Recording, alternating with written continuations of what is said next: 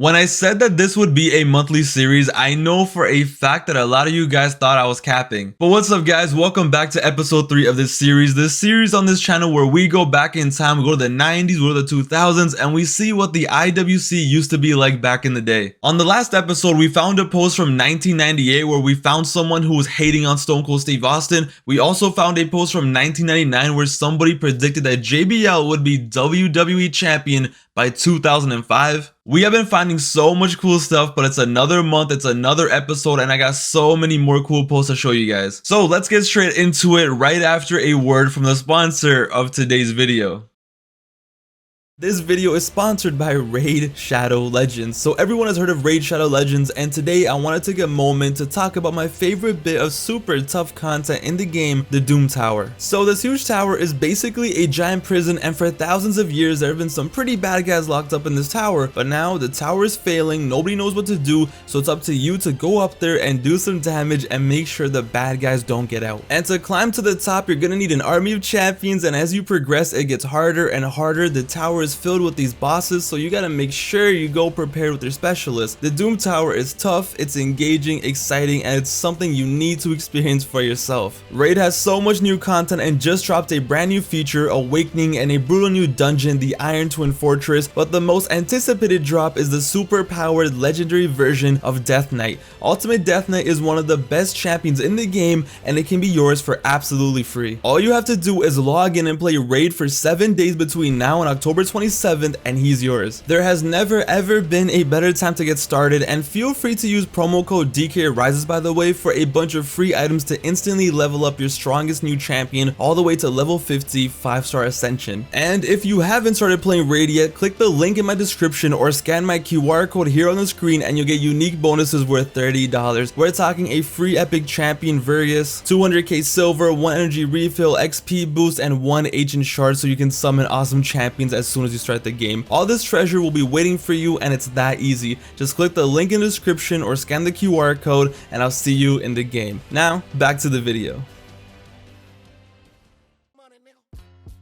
Alright, so we begin in 2011, and honestly this is such a trip to me because I vividly remember using and reading internet wrestling forums back in 2011, and I vividly remember using them the night that this happened. March 13, 2011, the night Jeff Hardy pulled up to a TNA pay-per-view main event in no condition to work. He came out high out of his mind, and the main event, which was going to be a solid 15-minute match, ended up being 1 minute and 30 seconds, and the wrestling world went into a frenzy. Everyone was tripping, everybody was confused at what they just saw. Ladies and gentlemen, this is the Jeff Hardy WTF thread. Initial reports coming out of the pay-per-view is that Jeff Hardy suffered what can only be described as a total meltdown in the ring during his few moments with Sting. He was stumbling around, and it seems Sting called the audible and wrapped things up in a matter of seconds. Wade Keller claims that backstage the word is that Jeff was in no condition to even be in the match to begin with.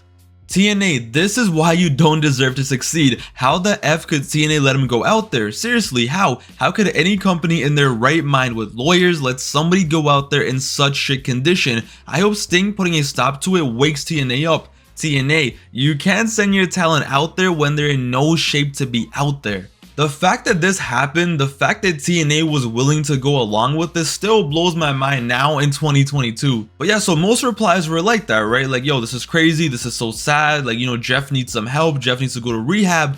But just like any other wrestling issue there has ever been, of course, just of course, you have one guy saying, sniff sniff, smells like it works, shoot.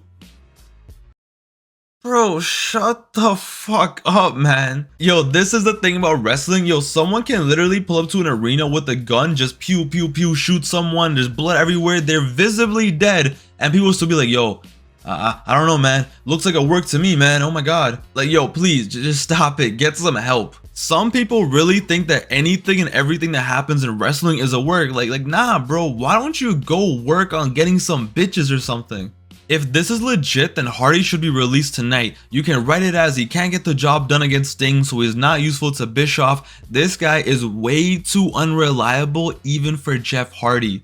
If this is a work shoot, what the hell is the point exactly? You just conned a bunch of people to spend $35 to watch a main event that involved tossing a t-shirt and a reverse DDT.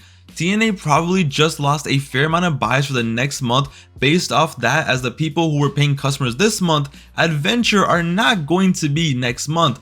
This is even by TNA standards.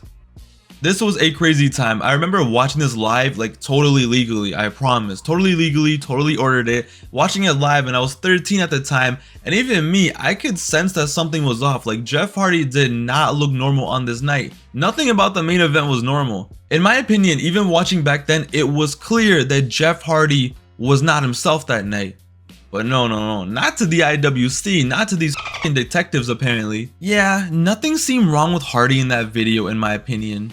Jeff didn't look that out of it to me either, so I guess we'll just have to go with the TNA's bookers are complete moron theory. First of all, there is no way you can watch that video and not think Jeff Hardy was out of it. But yeah, if anything, the wildest part is by 2011, TNA was down so bad that people were believing that they would actually do a storyline of their main event stars showing up high to a main event.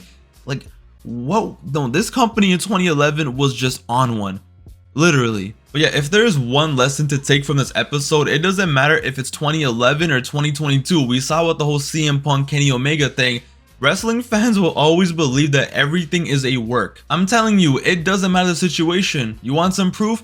How about we go back to May 23rd, 1999. Owen Hart dies on pay-per-view. They literally announce his death live on pay-per-view, and all you see on the internet is, if Owen's death was an angle, it proves how gullible the media are for news of killings, and it would also embarrass the hell out of them, teach them a lesson. If this turns out to be a work of some kind, I am going to be pissed for years to come. I may never forgive McMahon for this, if this is what he's going to pull. You know, the sad thing is, he's not above pulling a stunt like this. When Owen Hart died, people actually thought it was a storyline and that it was a work. There were news reports, CNN was reporting it, Fox, this and that, everyone was reporting it, but there were still some wrestling fans that thought it was a part of a storyline. But staying on Owen Hart's death, I was looking at posts around the time before the show and whatnot, and I thought, you know, I'd probably find something very interesting, and I definitely did. The first post we'll take a look at is actually something that was posted just 3 days prior to his death, May 20th, 1999. This poster says, Triple H is gearing up to be a main eventer, but Owen Hart isn't. There is something seriously effed up about that. Enough is enough. I agree, Owen is a 3-time Slammy Award winner and deserves better, but I'm also thinking his contract is up soon. I'd like to see Owen as a main eventer. I'm still shocked that the WWF dropped the ball with him after Brett left the WWF, but this blue blazer angle is a delicious parody of the old WWF superhero characters. 3 days prior, they were just chilling on the internet thinking about good old Owen Hart, probably one of their favorite wrestlers, and how one day they still aspire to see him, you know, be a main eventer. But then, just 3 days later, Sunday, May 23rd at 10:37 p.m. Eastern Standard Time, WWF wrestler hospitalized. And yeah, in a world before social media, this was where you were refreshing the results of the pay-per-view. If you didn't buy the show back in 1999 and you were lucky enough to have access to the internet, this is where you went on, you logged on here and you just refreshed throughout the night to find out who won what match, what was happening. Hundreds, if not thousands of people refreshed this website that night looking to see, you know, who won the Undertaker match, who won this match. And at one point they refreshed, and instead of finding the results, they saw this. The night Owen died was just sad. So many people posting tributes, so many people just finding out it happened on the forums. Many people were making jokes, and of course the people who thought it was fake.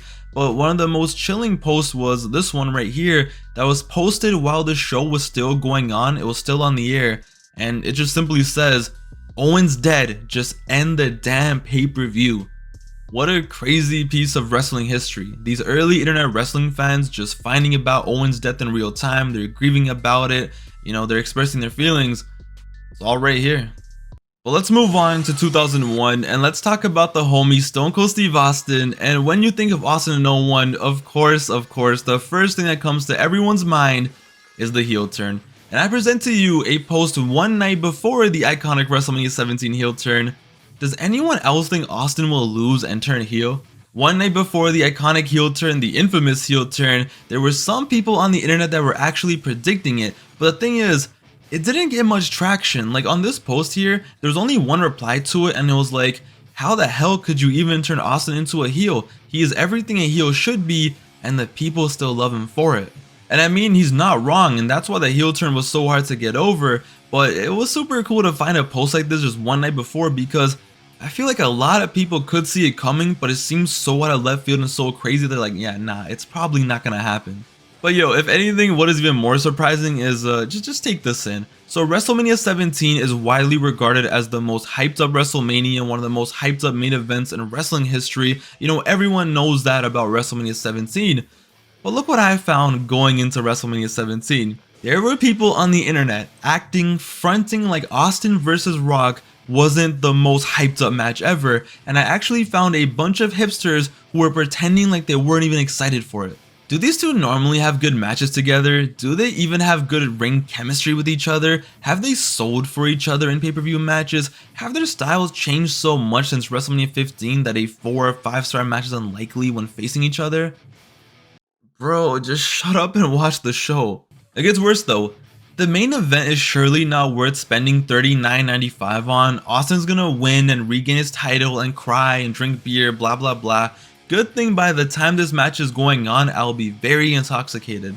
If it were their old gimmicks of Rocky Maivia versus Stunning Steve Austin, it'd be a good match. Not a potentially great one as Kurt Angle versus Chris Benoit could well be, but a good one. However, it's Rocky's 5 moves versus Stone Cold's 4 moves. I see it being a brawl, whatever, blah blah blah. And then this guy just goes on a tangent and at the end says, "I'll probably turn off the TV after Angle and Benoit and Taker trips." So yeah, once upon a time, Rock versus Stone Cold in their primes at the peak of the business wasn't good enough for some internet wrestling fans. Nah, instead they wanted to see Jericho versus William Regal in the main event because, you know, they want that top tier work rate. Buffoons, man. Literally buffoons. And then here are some reactions from when the heel turn happened. Who actually thought it would happen? There's been predictions thrown around about a possible heel turn for Austin, but I never ever thought it would happen. I can't believe it. Austin is with McMahon. He reminded me of the old Steve Austin at the end of the match. I'm glad Austin turned, but you know what that means? A stale effing face Rock. Ah, no. Do you think they were reconsidering at last minute when Rock was booed throughout the whole match? And yo, what's funny about that comment is Austin, when talking about this heel turn to this day in 2022, he actually does say that in the ring at the end of the match, he was reconsidering and was thinking of calling an audible and stunning Vince and just remaining a face and pretending like nothing really happened. What surprised me the most though was fans were generally amped, like fans were excited and wanted this and they thought this was fresh and this was exciting, and a lot of people were like, yeah, this is exactly what we need. I had no idea it was such a common thing because the way people talk about it was such a failure and such a negative thing, such a bad things. It's funny to look back at it and be like, yeah, fans wanted a heel Stone Cold Steve Austin in 2001. I was expecting to see a lot of people complaining and crying, but no, they were mostly into it. But okay, let's go back to 2004 and let's talk about The Rock, and this is my favorite post of the video, and I think you guys are gonna love this one. So now in 2022, The Rock is one of the biggest actors in Hollywood. Say what you want to say about his acting or the movies he makes or whatever he does, at the end of the day, he is still the man in Hollywood. He is a megastar. He basically runs the action side of Hollywood. But back in 04, The Rock was fairly new to his career in Hollywood. By 04, he had starred in The Scorpion King and The Rundown, and I'm not gonna lie, like personally, I love both of those movies. And when The Rock made the transition to Hollywood, there were a lot of expectations. He was supposed to come over to Hollywood and instantly just be a top player, be a top star, and be an A-lister. There was so much hype about his career change, so much anticipation, and The Scorpion King, his first starring role, it did great box office numbers. But once The Rundown came out, and even though it was a great movie, and honestly in my opinion even better than The Scorpion King, technically it was a flop.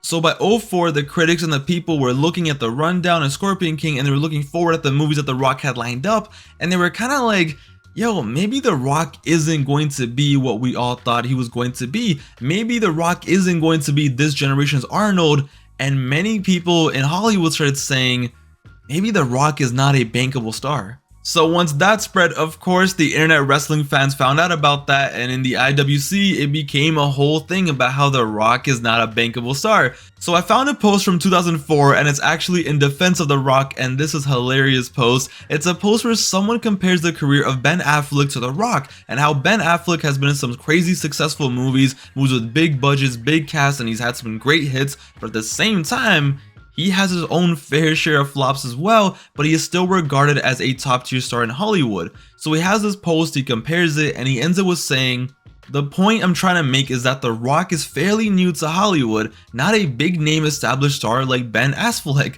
and even Affleck can't make money on his own. You can't look at the poor returns of what is essentially his debut and say The Rock is the failure." Which in all fairness is true, it is way too early to call The Rock a failure. And then someone replies how they think that Triple H might actually end up being a big of a draw in Hollywood or close to The Rock once he starts getting into movies. See, this was 2004, this was prime Triple H reign of terror getting shoved down everyone's throat. At the same time, Triple H really made a big push trying to get into Hollywood. It didn't work out looking back at it, but he tried his hardest. This was the year that he got his role in Blade Trinity, and he really wanted to make an effort to become a Hollywood star. And for some reason, people really thought, they really looked at Triple H and said, yeah, Triple H might make it. I'm just saying, it certainly doesn't seem like The Rock's the next Arnold and Triple H is just left holding table scraps. No, that's actually exactly it, because no one wants to see Triple H act. So everyone's having a civil conversation, it's fine, it's blessed, everything's cool, but then comes this one guy who has a vendetta against The Rock. You would think The Rock is his dad and he left him when he was a child, the way he hates him so much. Affleck has Oscar, while Rock has only Slammy. Rock is another pretender in Hollywood, just like 18-year-old chick from Fond du Lac, Wisconsin that tried to become big movie star but turned into adult star to pay for studio apartment. So yeah, apparently The Rock is Autumn Falls or something. Rock needs to go back to wrestling and cut promos against guy like John Heidenreich. Hollywood see he is failure just like all other great wrestlers that know nothing about acting. American does not take wrestlers seriously. Same like if NASCAR fans say, oh, Jeff Gordon looked like a movie star, he should be in Hollywood. All non-NASCAR will say FJG24, he is hick NASCAR. Wrestling legend, but not Hollywood star aura. Wrestling fan have skewed perspective that Rock is great performer in all facets of entertainment, but all wrestler in eye of most American is just derelict garbage that wrestle around in small tights with other men. That is shoot. Welcome back to Raw, Rock. Bro, who hurt you, man? Now okay, it's not all wrong, let's be honest, a lot of it is not wrong and he does make some valid points. Not about The Rock, but you know, some of the points are valid, especially how the world looks at wrestlers. But nah, it is crazy. He attacked The Rock like he had some personal beef with him, he wanted to see him fail, he wanted to see The Rock go down. But the thing is, this was a common thing. This was common thinking. People really thought that The Rock just went into Hollywood, he crashed and burned, and he was going to be a flop, and he's just gonna come back, you know, running back to wrestling. That is why in 2005, the WWE didn't re-sign him. They just let his contract expire and they didn't even make an effort to re-sign him because they thought, yeah, his career is not gonna work out, and then he's just gonna come begging, running back to us, and we can sign him for whatever we want. And it's funny looking back at it now to see where The Rock is, but yo, The Rock did not have it easy in Hollywood in the beginning, because as the years went on, you know, 04, 05, 06, you couldn't really blame the detractors too much because it's not like The Rock was setting Hollywood on fire in 07, 08, and 09, like the guy did the Tooth Fairy. But yo, it just shows how much work and effort The Rock had to put in to get where he is. He had to do the Tooth Fairy, he had to prove himself, he had to do all these different movies that didn't make too much money to get where he was. It wasn't overnight success. The Rock just didn't go to Hollywood and instantly become who he is now. Nah man, The Rock had to grind it out in Hollywood for a good 8 years until he truly became a top tier star. But this fan in 04 was just so salty and so vicious. You guys rip on Affleck, but if he was pro wrestler first, you will mark on how much charisma and great actor and success of movie he is. Rock wish he have half success and future of Affleck. In 10 years, Rock will be doing house shows in Bilo Center in front of 760 fans, while Ben is in J-Lo every night in mansion, look at his Oscar on wall and sipping Moet Mimosa.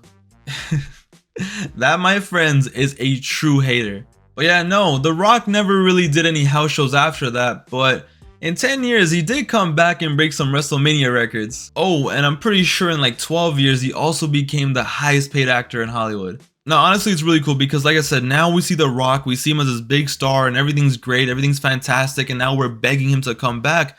But it wasn't always like that. At one point, it wasn't clear that The Rock was going to be an A-lister. It wasn't clear that The Rock was going to be the biggest thing in Hollywood. For a long time, he was just another guy making Disney movies, you know, making the game plan and stuff. But nah, he put in work, he grinded it out, and now, yo, that guy's everywhere. Yo, we learned a lot in this episode. We learned that it doesn't matter if you're high, it doesn't matter if you're drunk, somehow, some way, wrestling fans, a small portion of them, will always find a way to somehow convince themselves that it's a work. It doesn't matter if WrestleMania has Austin versus Rock, it doesn't matter if it's the biggest WrestleMania of all time, the most hyped up one, there's still gonna be some people hating on it. And lastly, we also learned that even The Rock, he had some haters and doubters when he went to Hollywood. But yeah, guys, I really hope you guys enjoyed this video. It was a fun episode to make. This time I wanted to make it a little different than last month's. I really wanted to just find situations and like look at the reactions to them. So I hope you guys enjoyed. Don't worry, next month, you know, I might find a different approach. In the comments down below, obviously, let me know if there's anything you guys want me to look up, you know, find a certain time period and look at reactions to something, whatever, right? Comment down below. Thank you guys for all the support. Thank you guys for, you know, watching the video. I have another banger coming soon. It's your boy Pav, aka Wrestling Gifts. You know, thank you for watching. It means the world to me, okay? But I'll see you guys soon for the next one. Until then, take it easy. But it's your boy Pav, aka Wrestling Gifts, and I'm out of here.